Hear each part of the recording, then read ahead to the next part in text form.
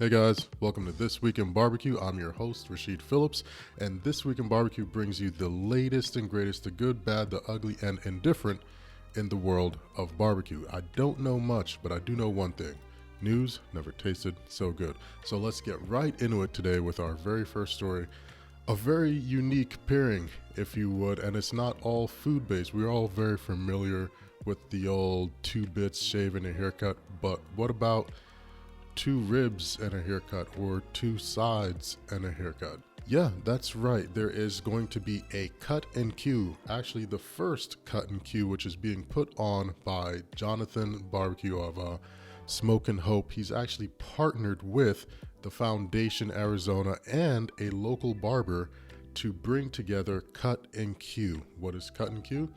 Well, it's a benefit, it's an event completely free, where whether you're homeless or just a person in need of a good haircut and a hot meal, they're actually going to be giving away free barbecue and free haircuts. This whole event will be taking place March 13th at 3 p.m. I'm going to have the link and information in the show notes below, but as I say each and every episode, and I will continue to say it, I love what people do to give back to their community using the craft and art of barbecue.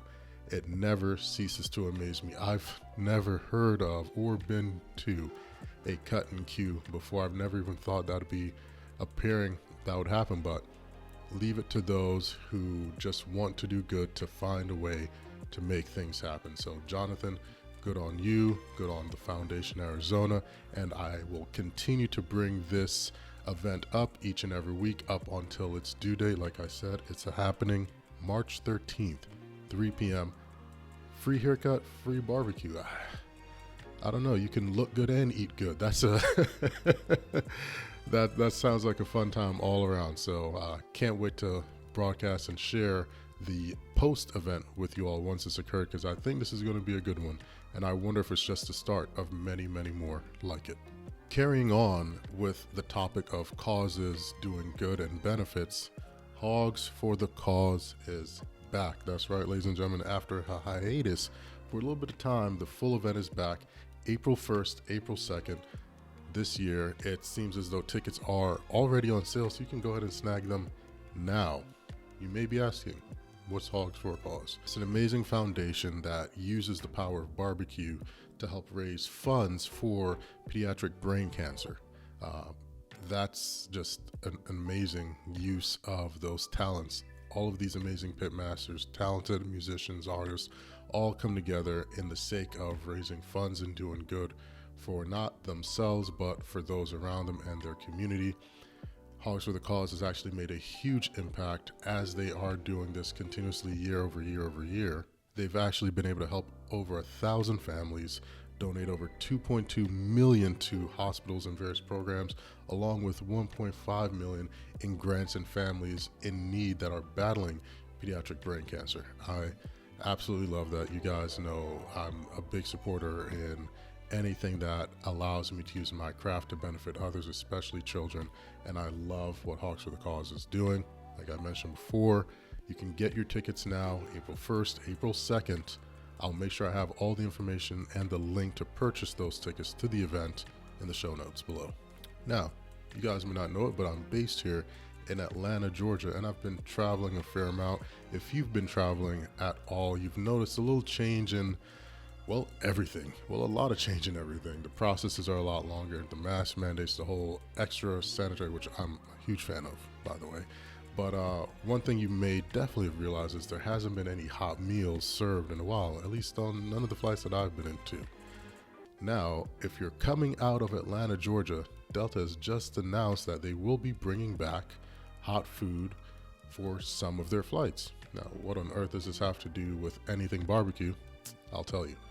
Fox Brothers, a local fan and community favorite here in Atlanta, Georgia, is actually going to be one of the hot meals offered on flights leaving Atlanta. Now, Not all the details are released as yet, but I thought that's really cool that if I'm leaving Atlanta to go to California, I can get myself a half slab of ribs, maybe some of their mac and cheese, their Frito pies. Who knows what they're going to be serving, but I'm just happy to have a hot meal back in service.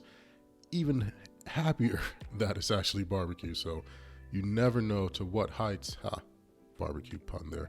You never know to what heights barbecue can take you.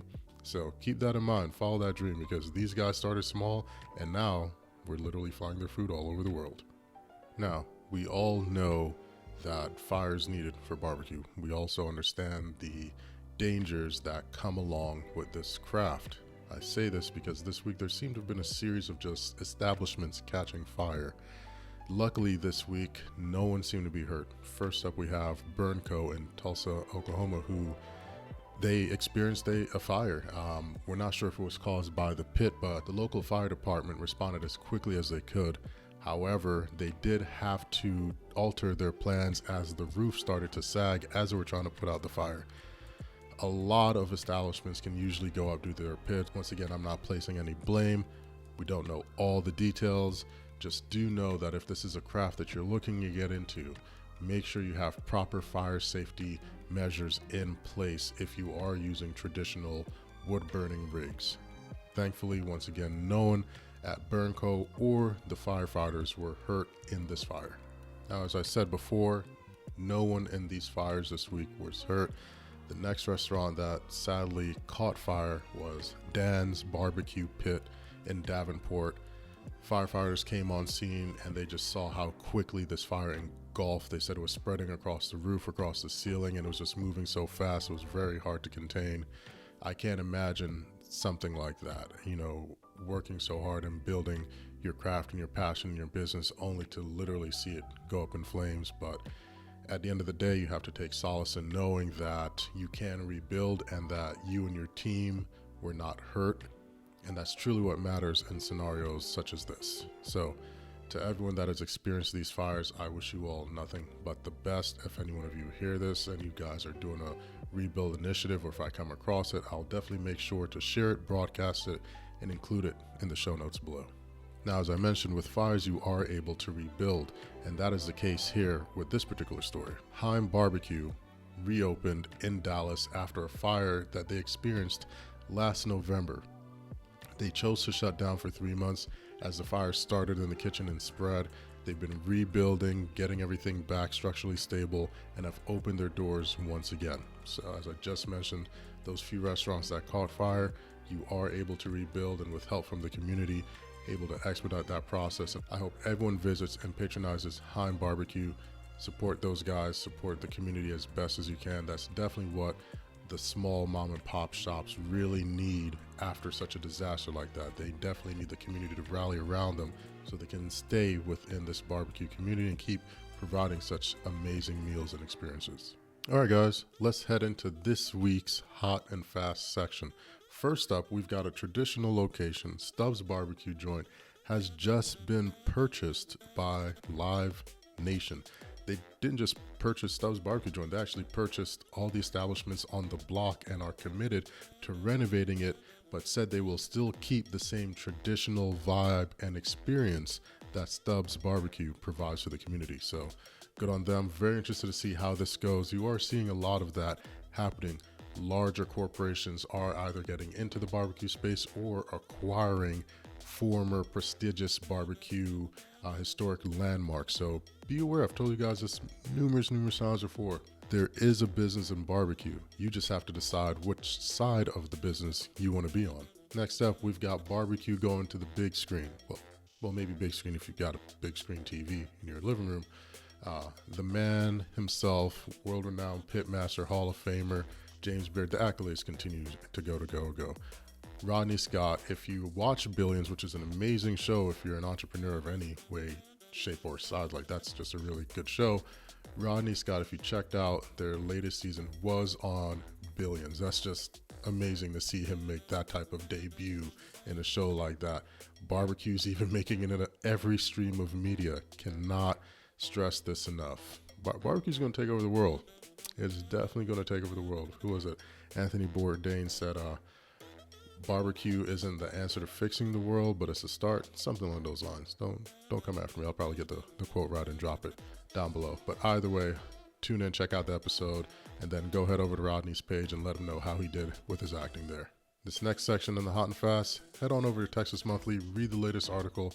Amazing article discussing how burgers are now the new sausage. Told you before, these meat costs are getting astronomical. I think it's up like 15 to 21% across the board.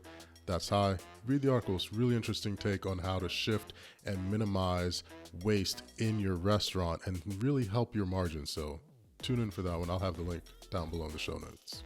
Let's wrap up this Hot and Fast with a highlight on Lonzo Gaines of John and Cook's Barbecue. He was recently interviewed by his community and gave an amazing interview highlighting what people expect when they visit a barbecue restaurant. It's very experiential. It's very multi-sense driven. So it was a great watch. I will have the link below, and I'd love to hear your guys' take on it as well. Now, before we get into this week's Q&A, I do want to take a moment to wish an amazing congratulations and shout out the great team over at Koi Barbecue located in Texas.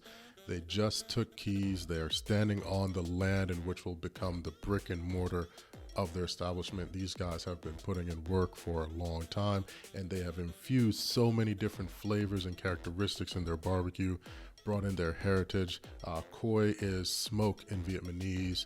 These guys akin everything and attribute it to their mother, and it's just an amazing establishment, amazing group. If you haven't checked them out yet, check them out on Instagram or Facebook, or just Google them. I can't wait to see what this brick and mortar is going to look like. Their attention to detail in their cooking and their process definitely comes through in every bite. The first is just as good as the last. Congratulations to you guys. I'll definitely make sure that I patronize the establishment once the doors are open. All right, guys, it's time for my favorite part of the show, the Q&A section. You guys submitted an amazing amount of questions this week. Some were really good, and I can't wait to answer them for you. So let's get into it. First up, we've got a great question by Freddie Mac. He asked, where should a first-time smoker start, and are there any specific techniques or smokers that he should focus on at the beginning?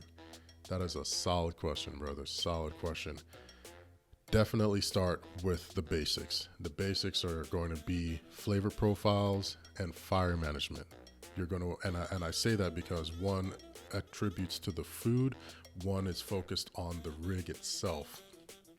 You want to make sure that you're mixing a set of flavors cohesively that are going to be palatable after they've been smoked.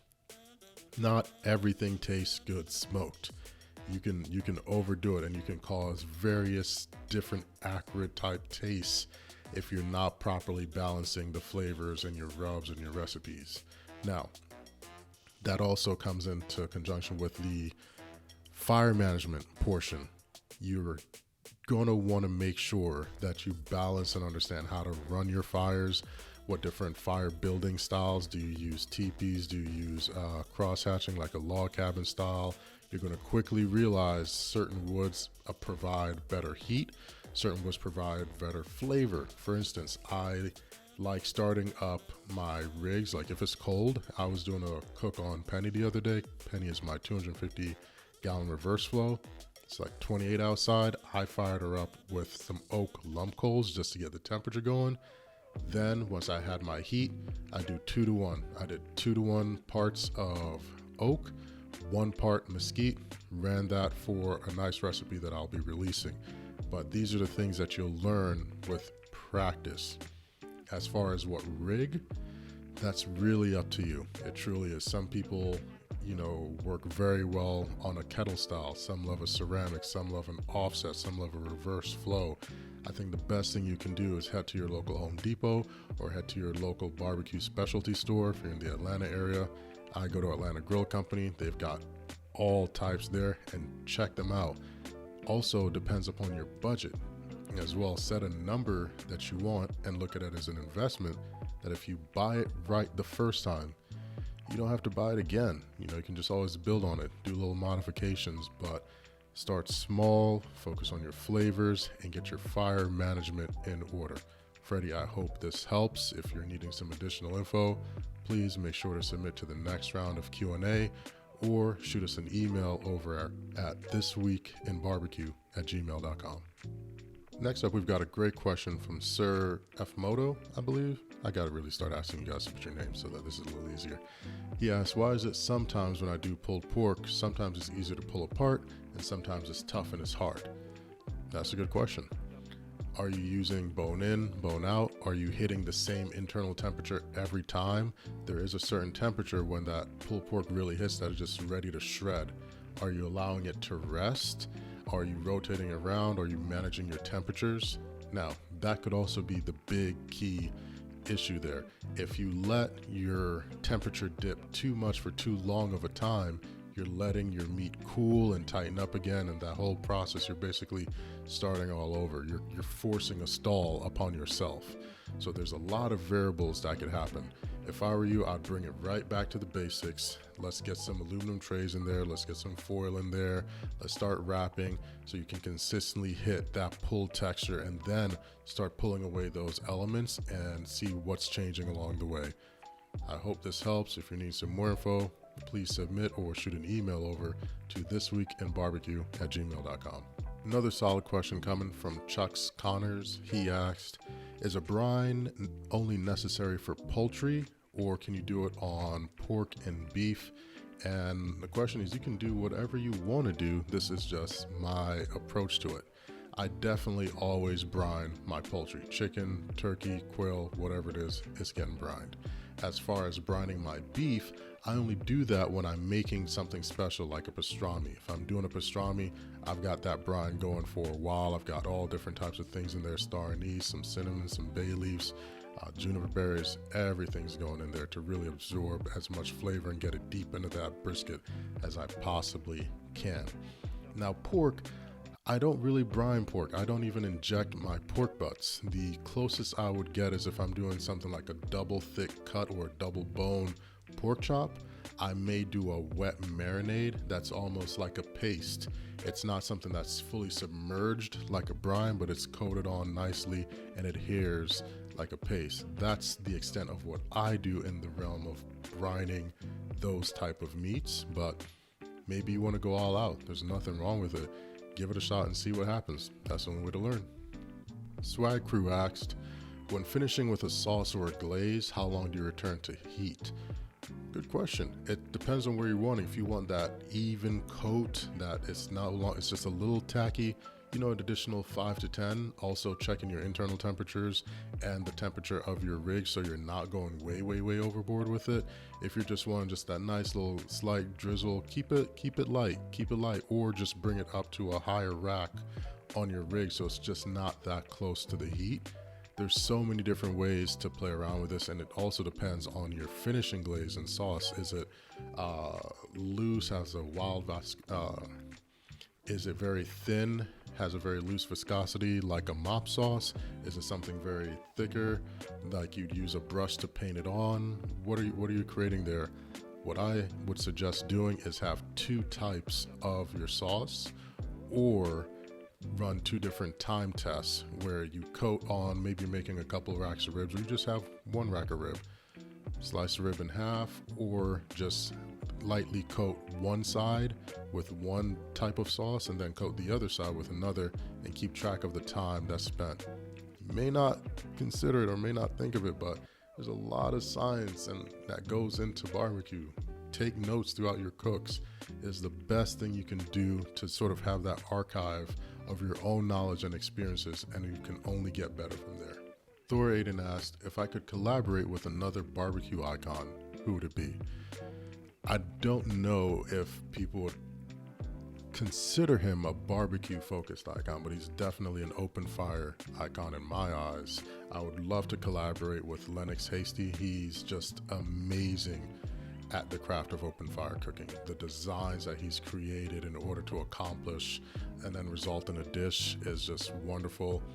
If you haven't heard of him, Google him, get his book, check out his show on Netflix. He's part of Chef's Table. He has an amazing episode there, and his style and approach to cooking just brings me back to my childhood and how we cooked, and that's what I try to implement and recreate in the cooks that I do today on my rigs. So if I had to choose someone, it's definitely Lennox. Lennox, if you somehow see this or hear this, drop me a line. You know, let's start some fires together. It'll be a good old time. This is a good one.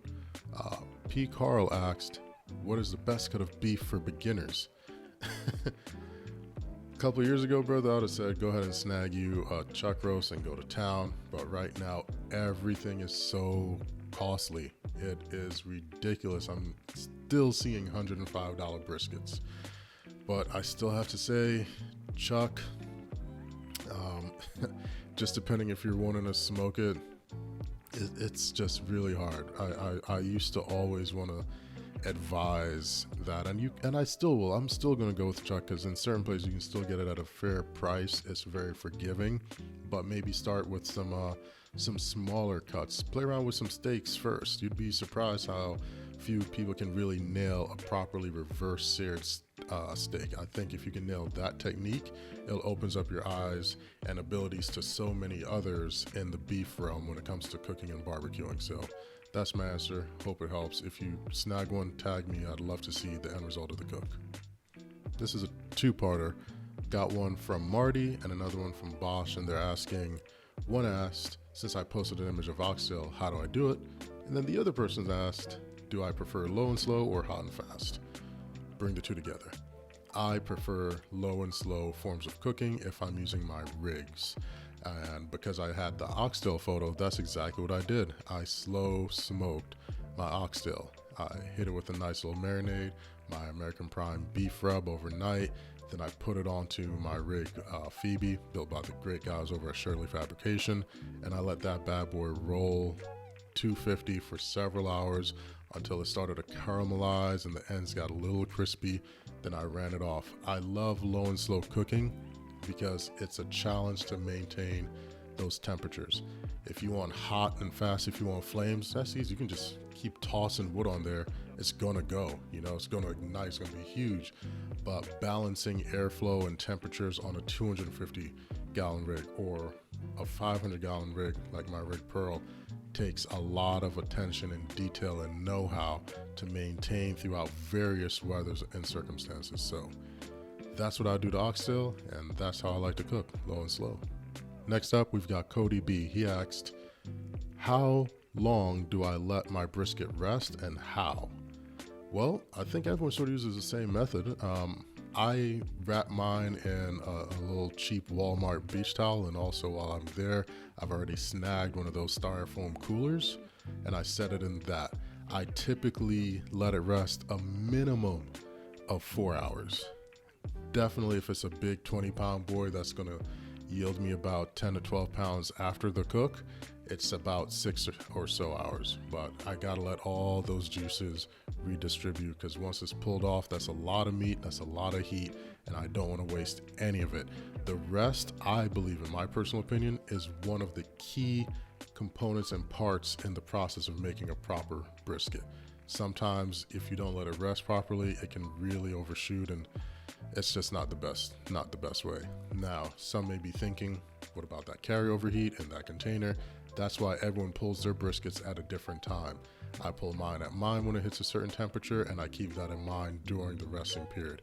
So before it goes into the cooler, I'll do an open air rest for about 30 minutes to an hour first, then into that styrofoam cooler. Hope this helps, buddy, and thank you so much for submitting the question. Guys, thank you so much for submitting these amazing questions. I try to get through as many of them as I can. I know there's hundreds more I didn't get through yet, but I think I'm gonna go through and just do a mad dash answer, so stay tuned. I'll be dropping that in the middle of next week after this week's episode. This has been another amazing news-filled barbecue, tasty, delightful episode of This Week in Barbecue. I appreciate you tuning in. I've been your host, Rashid Phillips. Please like, share, subscribe, and remember, news has never tasted so good. Take care, guys.